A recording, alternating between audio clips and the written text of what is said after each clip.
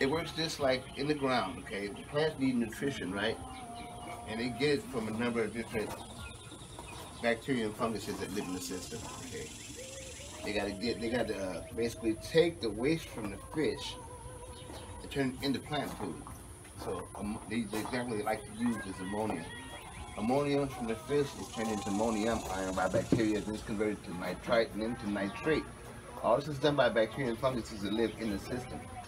Once it's in the form of nitrate, NO3 negative, then the plants can consume it as plant food.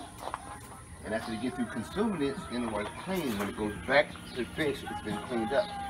So it's a circular system. Cycle. Recycling, yeah, it recirculates constantly. This process is ongoing. It's constantly feeding plants and constantly feeding water for the fish.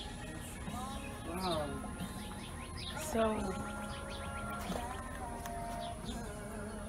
the plant is the consumer of the waste After it's been converted. after it's been converted. Right.